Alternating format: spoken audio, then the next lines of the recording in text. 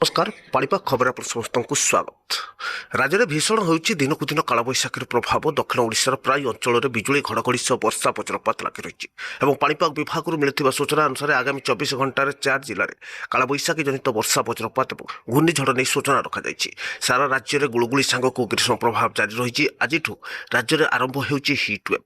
पश्चिम ओडिशार प्राय अंचल में हिटवेव सांगक उत्तर ओडिशार केतेक जिला को भयंकर ग्रीष्म ताती नहीं सूचना रखिला पाणीपाग केन्द्र। समस्त सतर्क रहा।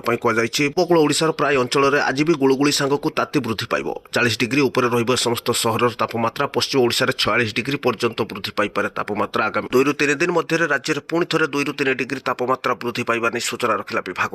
उपकूल प्राय अंचल विशेषकर 11 जिला को येलो वार्निंग जारी कर पाणीपाग विभाग। नजर पकांतु कौन रही आज पाणीपाग नहीं बड़ अपडेट। क्यों 4 जिला को भयंकर कालबैशाखी सह भीषण वज्रपात नहीं सतर्क रहा क्यों 11 जिला को भयंकर गुड़गुड़ी सांगक ग्रीष्म प्रभाव नहीं चेतावनी रखिला विभाग। पूर्व वीडियो को लाइक, चैनल को सब्सक्राइब और शेयर करूँ।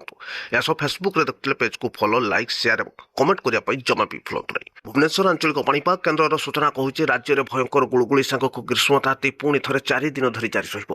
पश्चिम ओडिशा जलिब पुणी थे 46 डिग्री पारिपारे तापमात्रा। एने अधिकांश जिला को आज हिट वेव नहीं चेतावनी देइछि विभाग। पश्चिम ओडिशार आज राति वार्म नाइट संभावना थिबारु येलो वार्निंग सह चेतावनी जारी होइछि।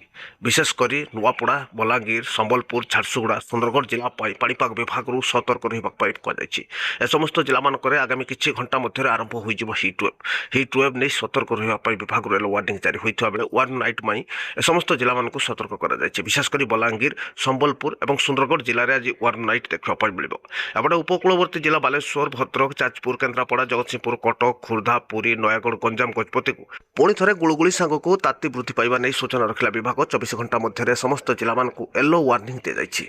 आबड़े राज्य में आरंभ हो जाइछि दक्षिण में कालबैशाखीर प्रभाव। गतकाली दक्षिण ओडिशार प्राय अंचल में कालबैशाखी प्रभाव में वर्षा वज्रपात होता बेले आगामी 24 घंटा मध्य राज्यर 4 जिला को पुणी थे कालबैशाखी चेतावनी देइछि विभाग।